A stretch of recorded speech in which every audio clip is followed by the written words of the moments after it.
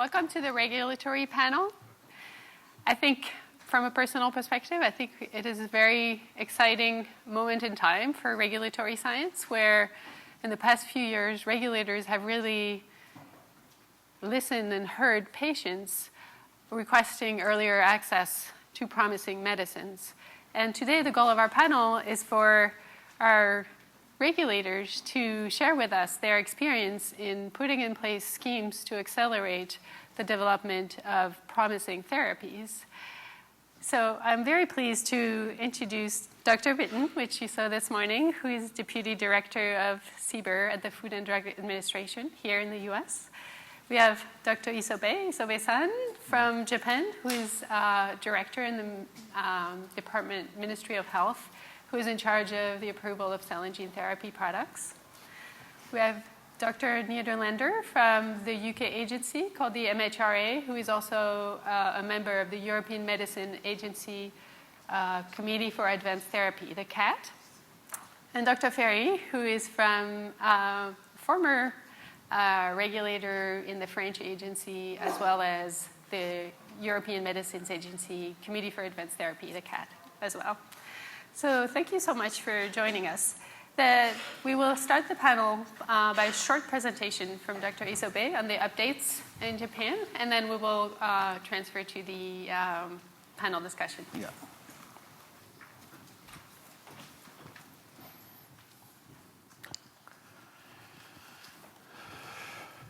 Thank you so much.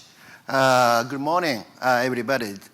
I am Soichiro Isobe from Ministry of Health and Labor and Welfare, Japan, Tokyo. I would also like to express my appreciation to the organizers of MESA, Farm and Arm to invite me to this important conference in La Jolla. Today I am talking about the trend of regulatory environment of advanced therapies over the last couple of years, focusing on the Japanese regulatory reforms. Maybe many people don't know the Japanese reform of the regulatory issues. I would like to, first of all, a very little presentation of the Japanese reform. Second, please. Sorry. Okay. Our PMD Act amendment in 2014, the former law to mention is only drug and devices. But the third category, regenerative medical products, which is distinct from drugs and devices, including gene therapy products, we believe this regulatory reform can improve patient access to regenerative medical products.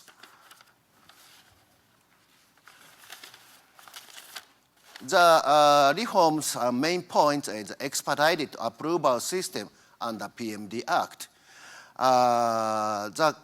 We establish of the regenerative medical products conditional and time-limited authorization can be applied in this regulatory reform of PMD Act. It allows approvals with the clinical data reasonably likely to predict clinical benefit before completing the conformity trials.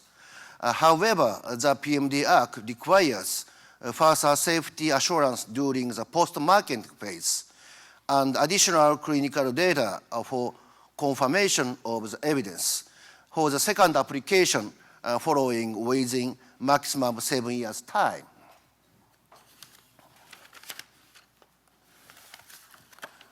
And also to the new scheme of the forerunner review assignment system. We called in Japanese Sakigake, in English forerunner review assignment system. We just started the pilot from May 2015, while we have already had some expedited schemes in place for product review, such as priority review, specific approvals for oncology, orphan drugs, and regenerative medicines. We will further accommodate the demand of access more comprehensively. The forerunner review assignment system will expand the scope to the treatment of expected prominent effectiveness, intended to market it fastly in Japan. And also to the, this point is here. It's very main point, the review partners, PMDA manager as a concierge. This important product, PMDA, to provide a concierge and to very periodical discussion and periodical check and periodical advice to the company and academia members. They mentioned it. It is very useful, the concierge system.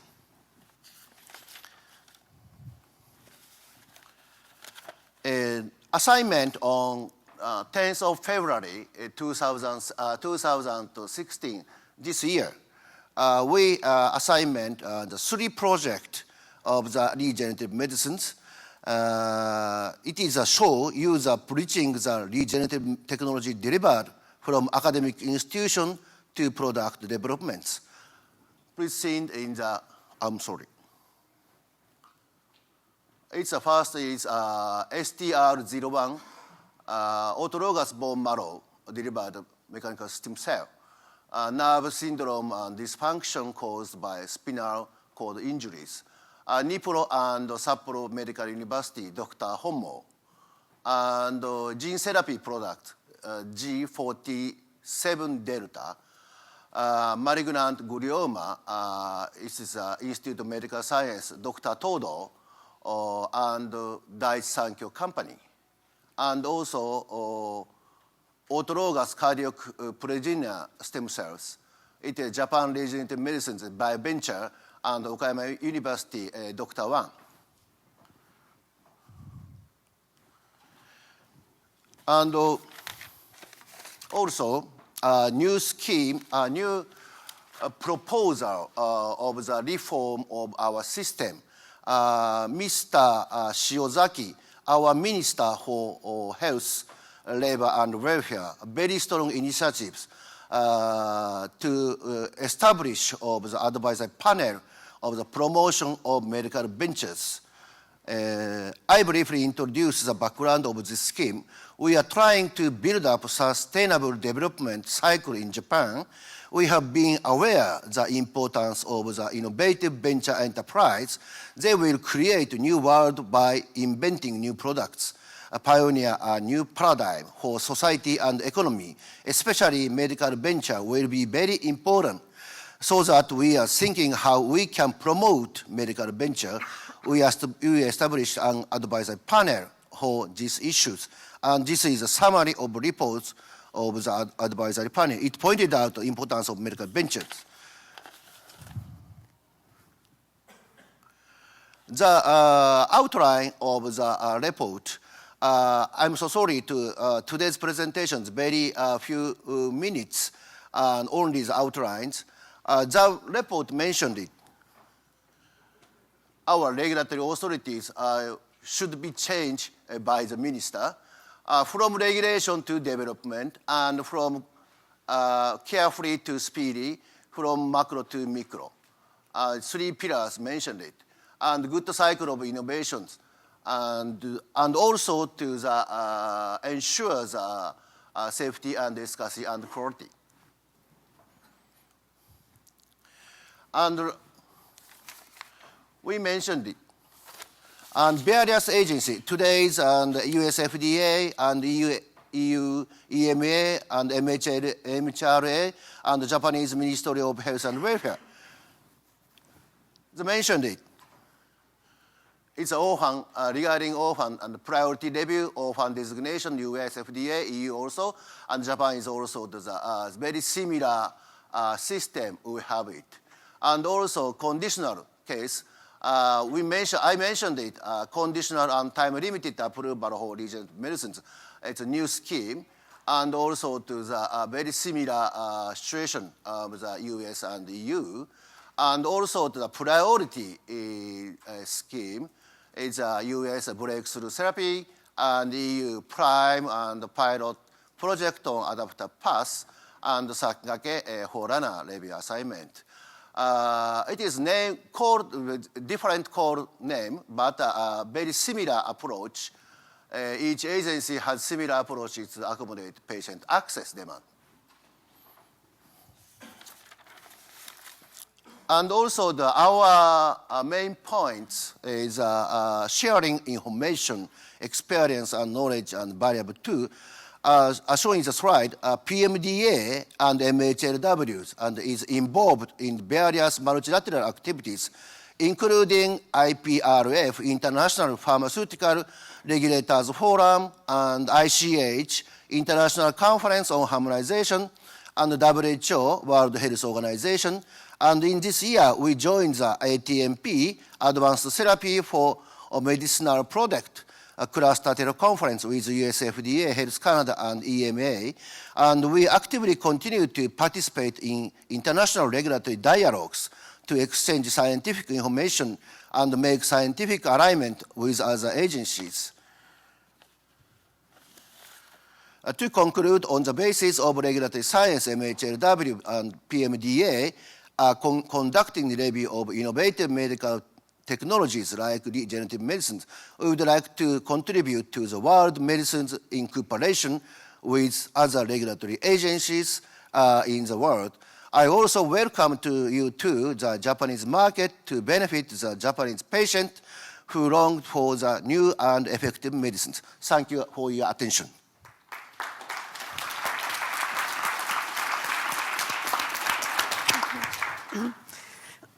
Thank you, Dr. Isobe.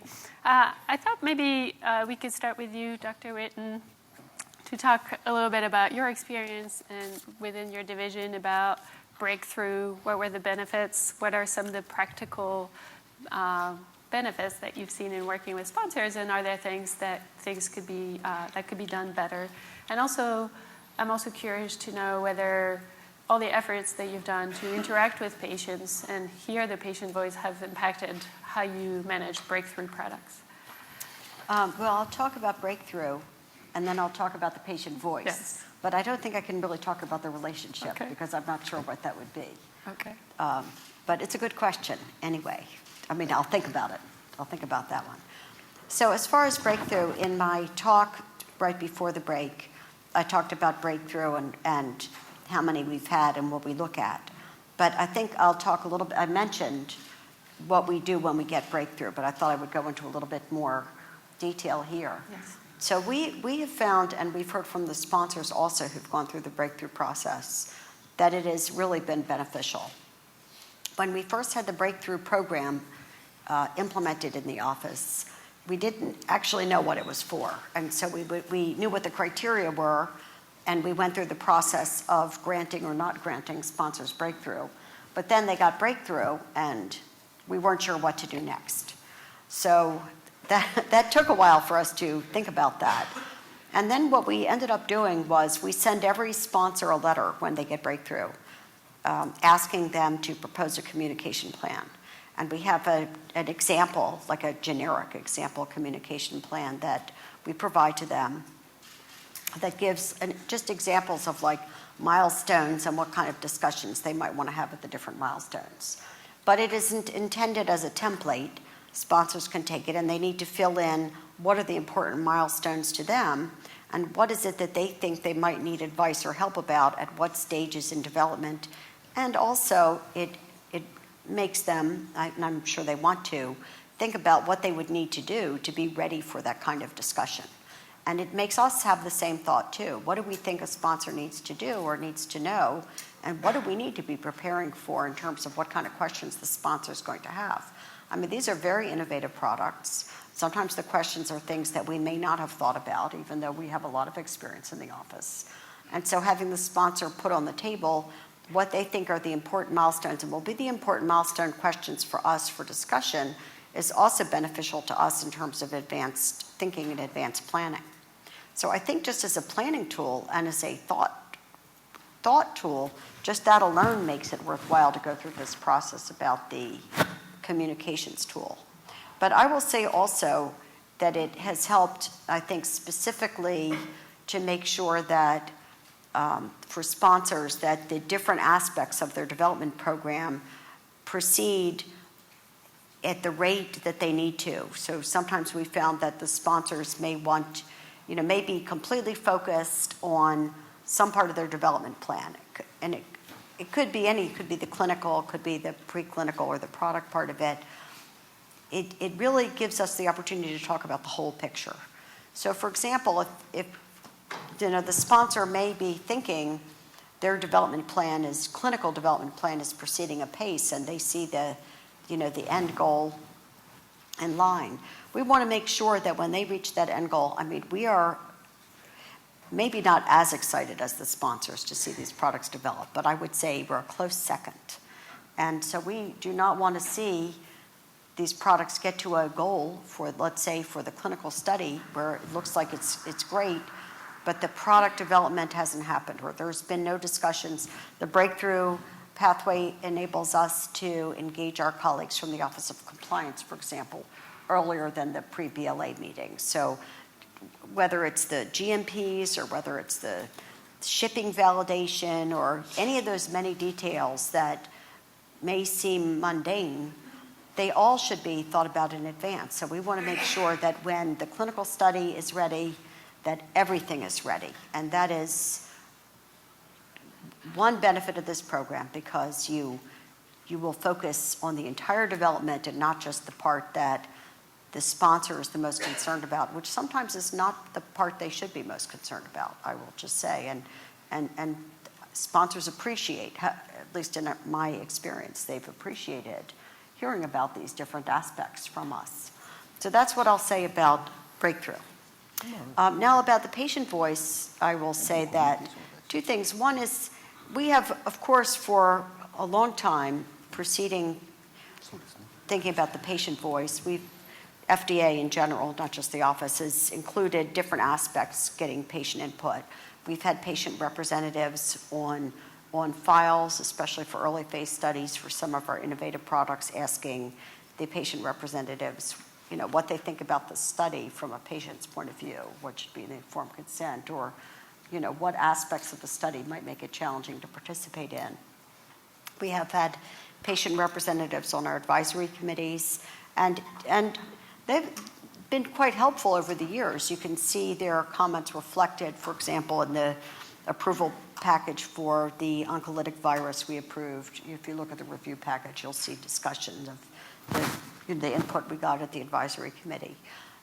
What is new is that more recently, there was a requirement, which I think has been a beneficial one, for FDA to hold a certain number of patient-focused development meetings. And these are, although maybe these are thought of as CEDAR meetings, they're actually joint because our center is relatively small. We've participated in them, and we've hosted two, and we'll be hosting a third one in 2017, our center, jointly with CEDAR, but as the lead.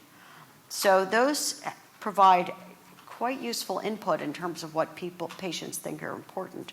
Some of the other activities that we have, we meet with patient groups, we participate in meetings the commissioner has with consortia or groups of patient groups, interested parties. Some patient groups have specific projects they want our input on, like looking at risk benefit from patient point of view, doing surveys for those. So we provided input on those kinds of work. Some of those are in progress, so they're not out yet. So I think that all these efforts, I don't say that it translates neatly into we have these discussions and therefore it has this impact on approval. I think it has the most, hopefully, I think some of the input we get may feed into looking at endpoints or what's valuable to patients. And that's what we've suggested to some of these patient groups that want to do, structured benefit risk surveys for patients. And we have expertise in the center, in the Office of Biostatistics and Epidemiology specifically, in those kinds of benefit risk assessments. So that's pretty much what we're doing in the patient area, I'd say, patient voice area. Thank you. And certainly that's very helpful to know that I think it's in progress, and I'm sure we'll see some of the activities, yeah, in the coming years, the benefits. What I noted in your discussion on breakthrough was the importance of the ability of the agency to be a little bit more proactive in the communication, and also to be able to discuss the entire evidence generation plan. And I think these two concepts are pretty key in Europe as well for some of the schemes that are in place. And perhaps Dr. Linder, you can tell us a little bit about PRIME, adaptive pathways, and also things that have been implemented specifically in the UK. Yeah. So within Europe and within the UK, there's several accelerated pathways now and early access schemes. Within the UK itself, there is the Early Access to Medicines scheme, and that's really complements the EMA schemes in that it's a pre-licensing arrangement that's meant to make the medicine available before the actual marketing authorization was granted.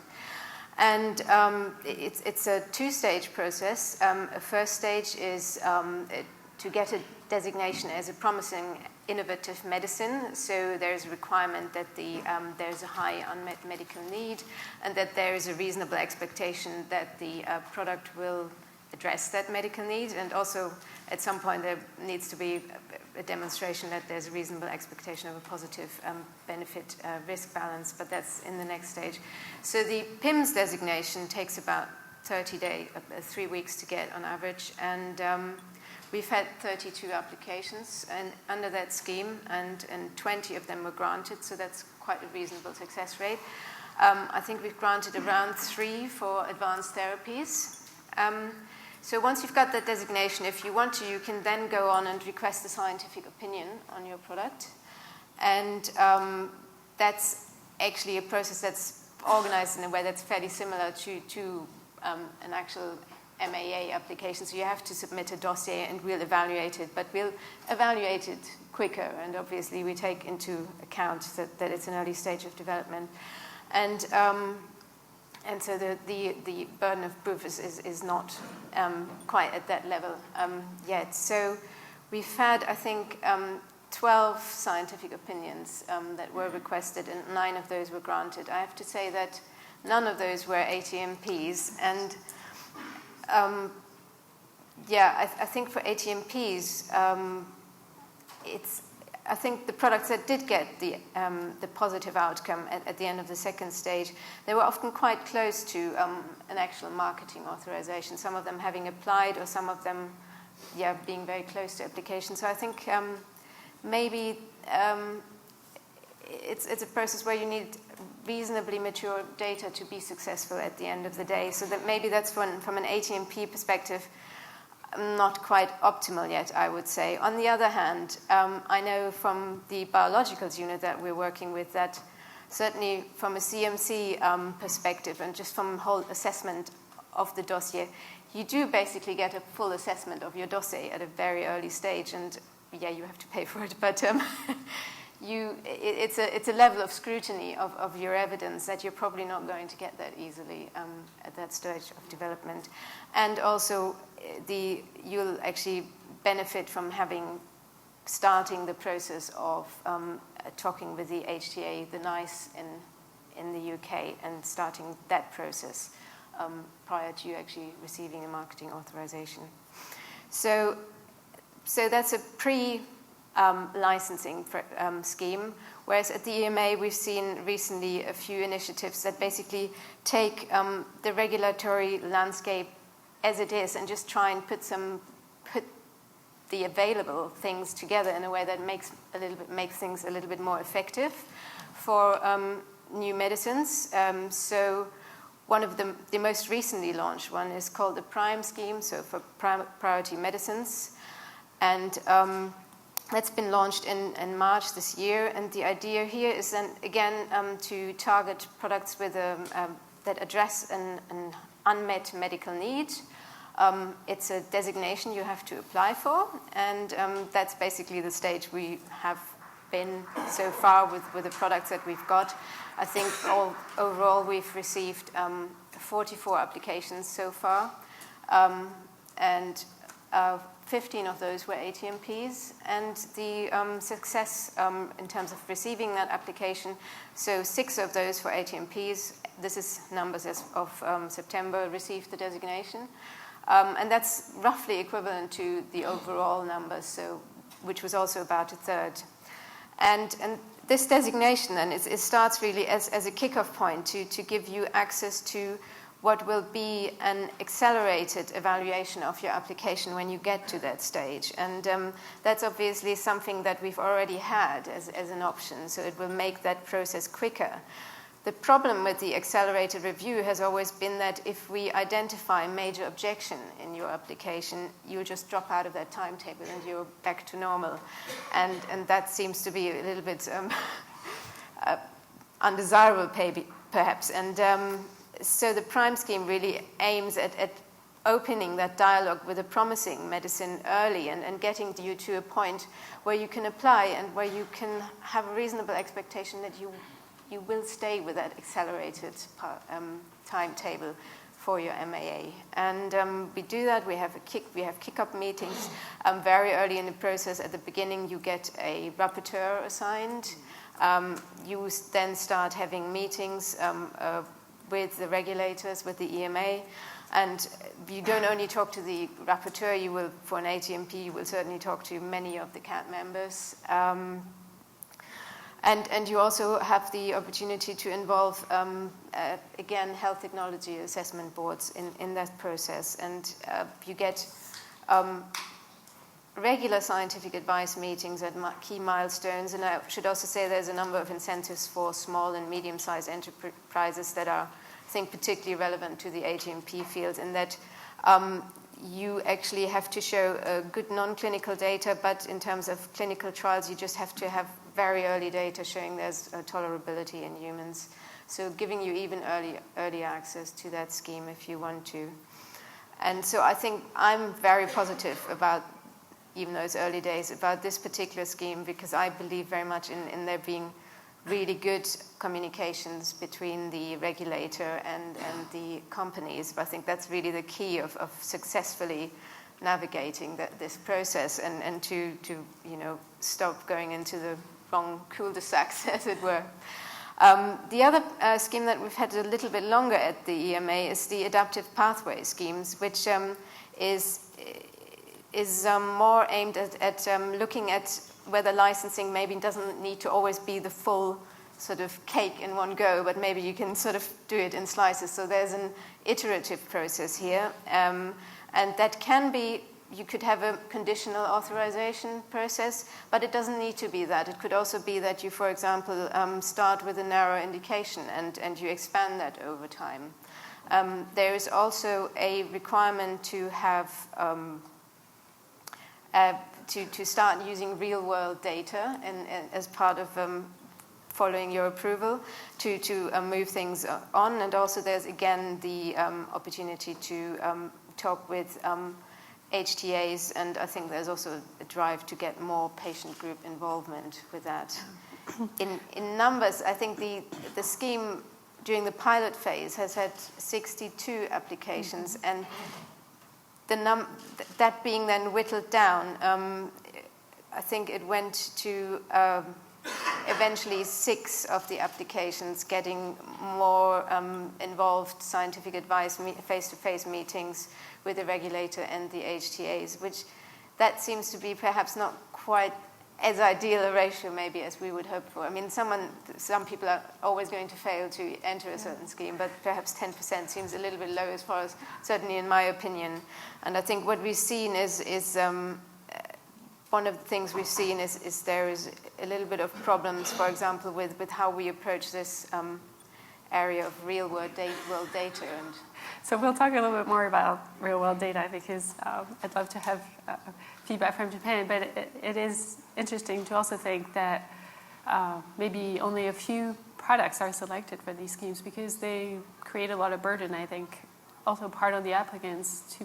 You have to be willing to do the extra effort, and I think on the agency side as well. So from my perspective, I think it may be good to start with a few cases and then have some learnings. We talked about proactive communication, evidence generation plan. You start talking about multi-stakeholders interaction, including patients, potential HTA bodies. I think these are some of the topics we'll try to talk a little bit about more in a moment. But Dr. Isobe, you've mentioned that through the PMD Act expedited programs, a few products have been approved, and our understanding is that these early approvals will then be contingent on generation of real-world data.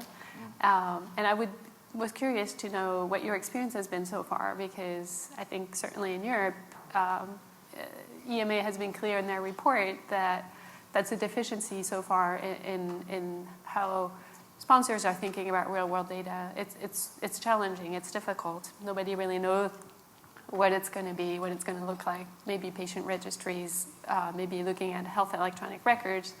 But nobody has actually been approved fully with this kind of evidence. So I'm curious if you could share with us a little bit of your experience. あれですね。2件のところの話ですね。And I'm so sorry, I would like to use in Japanese language, Yes, and okay. I will use interpretation. 一応ですね、PMD アクトのアメンドメントの後、2製品を承認をしていて、一つがコンディショナルアプルーバルです。ハートシートという製品でして、で、ポストマーケットのデータに関してはですね、実際にプレマーケットの段階では、7例だよね、7例の症例のデータで、エフィカシーについてエフィカシー、セーフティーは一応確認、一応できるだろうということで承認をして、ただポストマーケットの段階でかなりのデータを集めた方がいいだろうということで、現実にはプレマーケットの段階ではLVEF のサロゲートエンドポイントで見て、でそれからいいですか、ポストマーケット段階ではエンドポイントサバイバルで見まして、実際には60例、症例は60例でコントロールを100、非常に異例なんです。ポストマーケットの段階でコントロールを置くのは異例ですが、120例の例をコントロールを置きまして、比較してですね、もう一度確認をできるようにしようということで、これについては5年間でポストマーケティングの評価をしようということをしています。Okay. Well, I'll try to summarize what you said. I'm so sorry. Too long. I'm so sorry. Okay, so 2 of the new products were approved under the new regulation. One is it's bone marrow mesenchymal stem cells for GVHD, and another one is this is under conditional time limit authorization for heart sheet. And this is 5 years of conducting post-marketing efficacy studies. And so the one for heart sheet efficacy evaluation was pre-marketing was LVEF surrogate endpoint and a comprehensive clinical evaluation. And the post-marketing evaluation, pre-marketing was 7 cases were reviewed. And let's see, 7 cases and 6 cases efficacy and for safety. Mm-hmm. And then post-marketing and endpoint is survival and skeletal myoblast sheet 60 subjects. 60 subjects, yes. And control 120 subjects for 5 years. That's the endpoint. それでですね、はい、で特に特徴的なのは、通常のポストマーケットはコントロール群を置かないんですけれども、コントロール群を置いてもらったということで、それが特徴になります。Normally, post-marketing evaluation control is not expected, but in this case, they put control for post-marketing. Okay. So thank you. And I think from some of our discussions, you emphasized the importance of selecting good endpoints for post-marketing follow-up. So I thought that was an interesting point for sponsors to start thinking about early and maybe have early discussions with regulators on these points. Dr. Ferry, I would love to have a little bit of sort of your general thoughts on all these schemes and how you see a little bit the field evolving for the evaluation of cell and gene therapy. Now that you have a little bit of a broader perspective. No, I think I would like to emphasize regarding what is called the real-life data. That I think we have, as regulators, to be a little bit cautious with this data because, of course, the conditional approval is a way to put the product on the market and for the patient to have access to the product very early. But at the same time, we know that it is sometimes difficult to gather the information from the real world. So we modified 4 years ago the pharmacovigilance system in Europe, and now we have pretty good evidence that adverse events or serious adverse events are correctly reported to the regulatory authorities. The situation for me is much less clear regarding efficacy data, because if we are dealing with very specific or rare diseases, we know that the follow-up of the patient is, from a clinical point of view, is very close, and we know exactly, because the cohort of patients are small, what is the outcome of the patient after they receive the treatment. However, when we are dealing with products that are administered to large cohort of patients, it is not really simple at the moment, or at least in Europe, to know exactly what will be the outcome of all the patients, and even if you have defined very clear endpoint, how the information will be brought back to the agency. So the registry is just a way to gather information, but it is not clear who is responsible for the registry, what will be the way for the clinicians to declare any adverse event or any positive effect of the treatment in this kind of registry. So I think I would say that at the moment, what we are really needed is a clear way of following up the patient when it is not under the regulation of the clinical trial, but in the real life, to know exactly what is the fate of this patient. And if we look at the outcome of the products that have been put on the market in Europe with the conditional marketing authorization, the experience is that it is sometimes difficult to know exactly how many patients were treated, what was the real beneficial effect of the therapy. So I don't know if Christian will agree with me, but at least in Europe, we lack the real tool to report the efficacy from the real life of a product. I think this will be one of the key challenges if you think of accelerating access to patient to promising therapies, is that it will have a little bit more reliance on post-approval data. And I think it behooves us as an industry to start thinking about how we will do that, especially in gene therapy and certain cell therapy products where we have a requirement to have a long-term follow-up. So there is synergy there, but it's not easy. And you mentioned orphan products. One of the things that we discussed in our panel, which is slightly tangential to our main topic, but is thinking about orphan exclusivity and what does it mean for the kind of complex products that we have, what will be considered the same, what will not be considered the same. And I know that the European Commission has published a proposal on what will be considered not similar. And comments are due by, I believe, November 4th. So it's coming up soon if you're interested in commenting. But I would love to know if you have some thoughts, anyone, on that complicated topic. Christian, go ahead. Yeah. Yes. I mean, I just wanted to maybe give a little bit of background to the revision and certainly what we had in mind. And if you agree with me, then the original regulation that set out how on a molecular basis or on a product basis you actually evaluate the similarity was just quite out of date in several respects in terms of science basically evolving. One of the areas where this was particularly evident was for gene therapy medicinal products. Oh, no, I should say that. It's actually wrong because the definition isn't used like that in the regulation. But for gene therapy products, it had a requirement that the similarity was assessed purely on the amino acid sequence that will eventually be translated from your gene therapy product. So the vector wasn't important.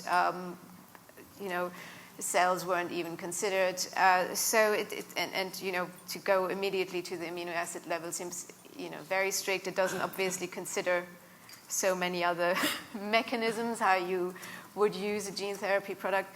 So that seemed to be not a good position to be. And obviously, we weren't trying to change the status quo there. The idea really still is you give an orphan designation to offer some protection for the developmental input that has been made. But at the same time, it's not intended to stifle innovation where there's a clearly superior product or that's also being developed and that's different. And so not only support, that's basically dissimilar to that. And so we try to change in the draft. What we try to do is keep that balance. And the only way we found to do that sensibly was to unfortunately phrase it in the negative for the ATMPs at the moment, which is to say on what basis we will find something not to be similar. And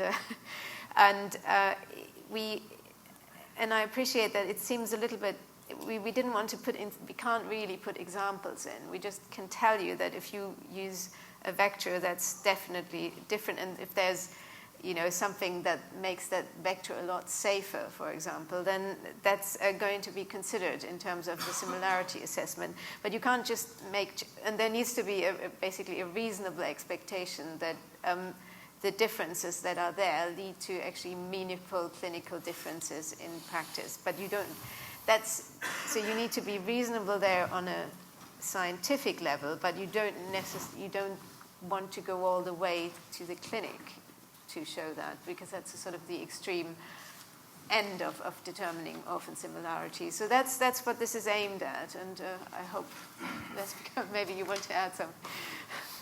Any comments? And there is, I should say, there is certainly an intention to supplement this with like a Q&A paper and examples, which I think will be very helpful. Yeah. Absolutely, that's great. Any comments on that topic? I'll just say that I think you've described very well the issues as we see them too. And so we're thinking about it. We haven't gotten so far as to issue a paper for consultation, but at the moment, sponsors can certainly come in with questions to Orphan Products. But we share that. I think that summary was a nice summary of what the issues are. Great. And, we are lucky to have an international panel. So I thought I would ask a couple of questions, maybe also to the audience, about joint scientific advice. And that's something we discussed, that so far very few sponsors have taken the opportunity of having joint EMA and FDA scientific advice or meetings. And, I think regulators were a bit curious as to why that is. But I was wondering if you had any comments or thoughts on the potential benefits of these procedures from a regulator perspective. Well, we certainly have found it when a sponsor has gone through that procedure with us in EMA. We found it a great opportunity to share views and try to, arrive. I mean, it's not required. The goal isn't necessarily to both give the same answer, but I think it does give an opportunity to, just really have a focused discussion on what the issues are to try to converge. I mean, we have those discussions anyway in our cluster meetings, but nothing brings it home like having a sponsor ask you both the same question at the same time. So we would be enthusiastic about additional sponsors doing this, and we've mentioned it to sponsors. I guess I'd be curious from the audience's point of view of if there's anybody who has comments on why the procedure is or isn't used. And I don't know if my colleagues on the panel have anything else to say about it. No, maybe just to point out that the situation obviously is different in the US and in Europe, for example, because as you know, the clinical trial authorization is still in the remit of the national authority. So as Christian said, there are kind of two levels of development of a product. The first level is obviously at the national level right now, because this will change with the new regulation of clinical trial in Europe that should be that should enter in force in 2018. But right now, of course, the first issue maybe for sponsors is when to come for scientific advice at the national level and then at the European level. So thereafter, of course, the joint scientific advice between US and Europe will be only after you may have asked national scientific advices in Europe. So, of course, I think this is a bit of a difficulty with Europe because you may ask 28 or maybe in the future 27 different advices in Europe before going to the European scientific advice, to scientific advice to EMA. So I was wondering whether or not for a sponsor who is willing to come to Europe, this is a further difficulty or not for asking advices for the development of a product. So this may be a good time to turn to the audience. I think you've heard that regulators are interested in your input, or if you have any specific questions for them.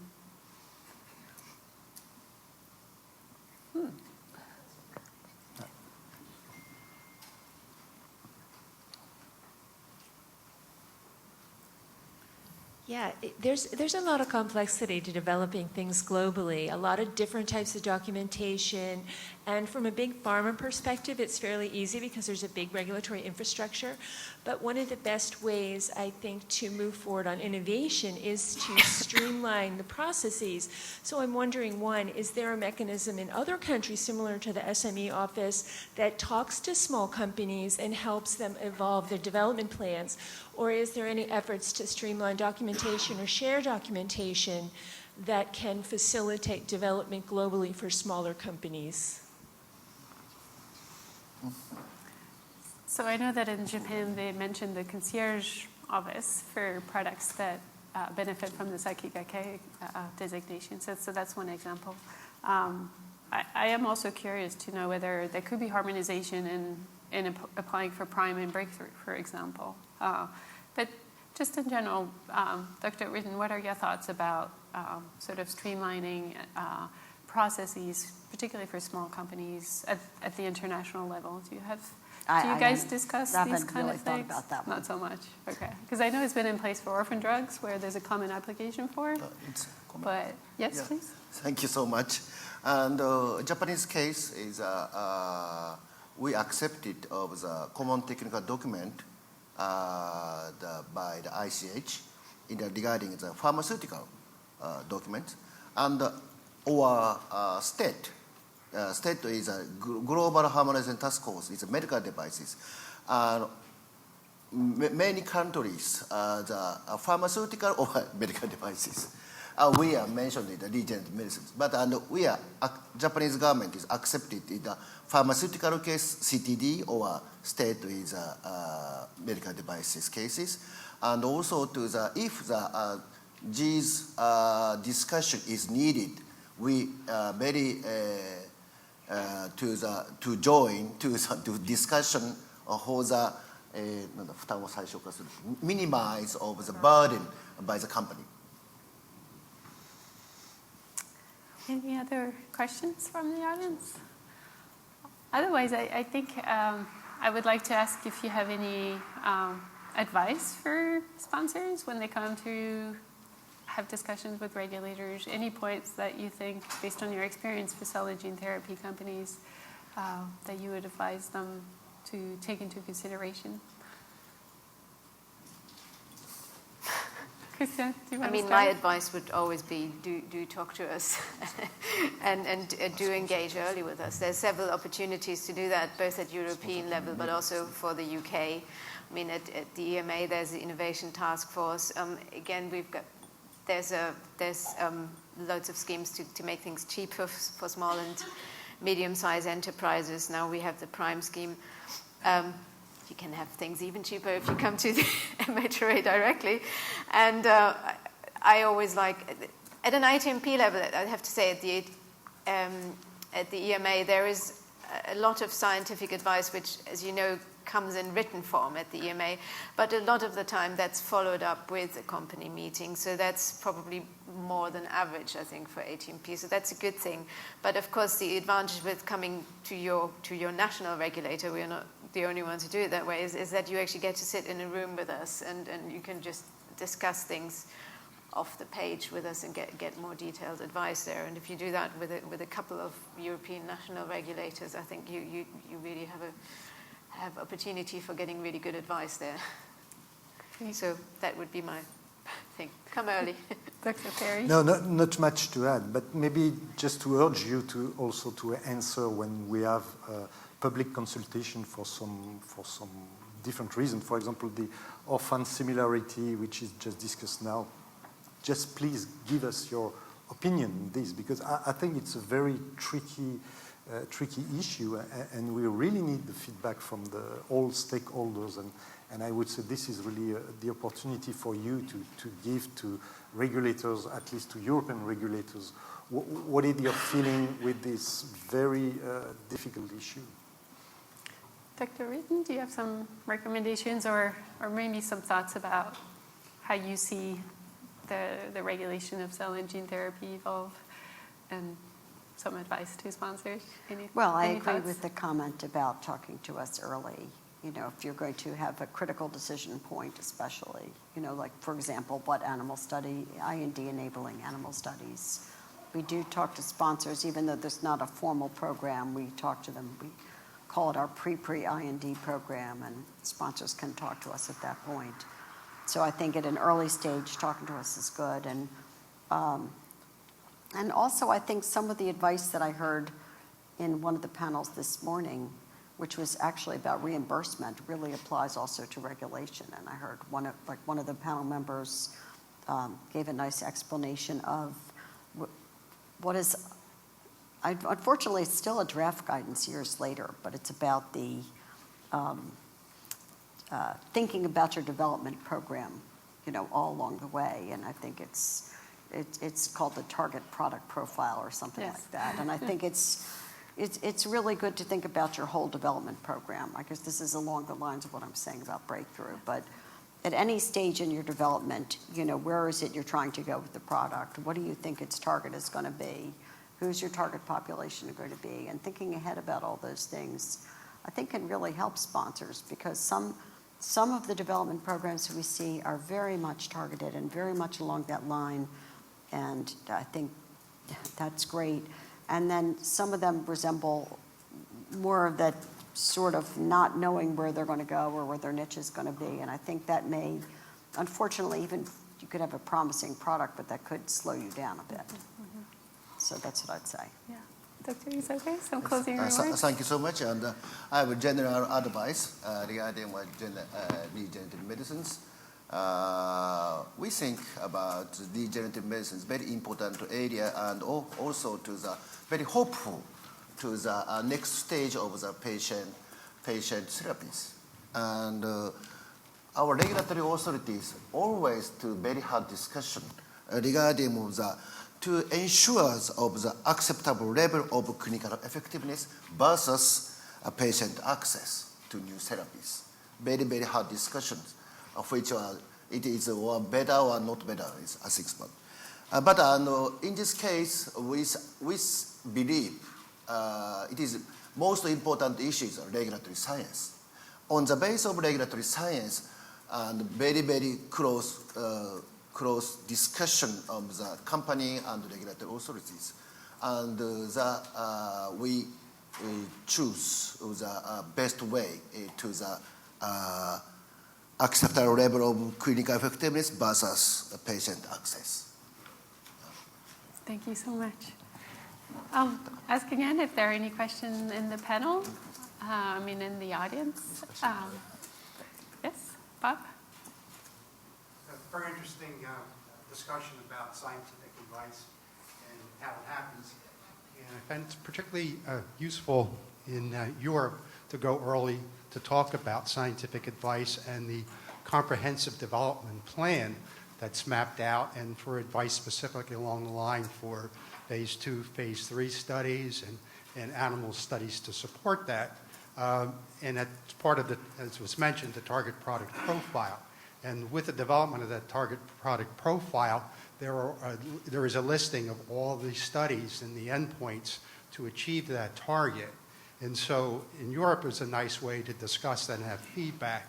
In the US, I think with the breakthrough designation that happens, and the question is, in the US, is there a means to talk about this target product profile early on to get some feedback for longer term, to get a general knowledge, especially for an innovative product, what it will take, what type of design of a study, and get some early feedback before any clinical data is available. And I thought we'd like to know your thoughts about that. Is something feasible for the future?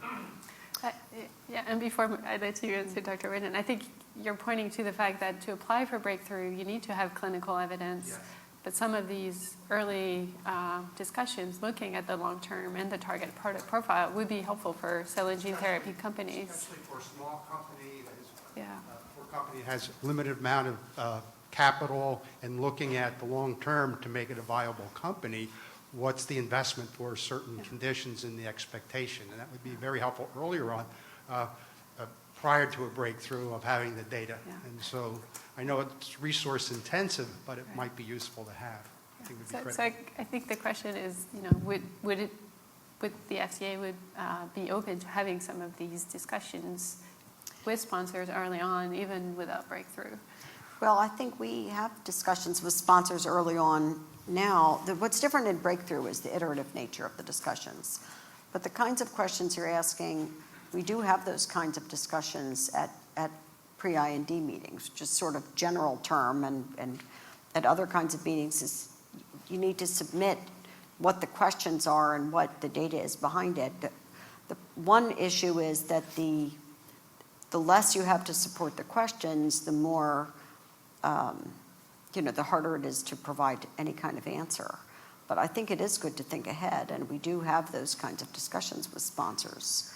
But the answer is it really depends on the specific question. Like we sometimes have sponsors say, we're thinking of developing a product for this disease, and what is our phase 3 study going to look like? And it's sort of hard to answer that without knowing something. So I'd say, depending on what you know, we certainly are happy to have a discussion, and we have a forum for that. The main difference between that and breakthrough is the breakthrough is a sustained plan to work with the sponsor on development, whereas the current kinds of meetings people can request are one-time meetings. So you have a question, you have an information package, and we give an answer. So thank you so much to our esteemed panelists. I really appreciate the time you spent to prepare and to share your thoughts with our audience. So thank you so much. I think we'll be ready to break for lunch. Have a great day.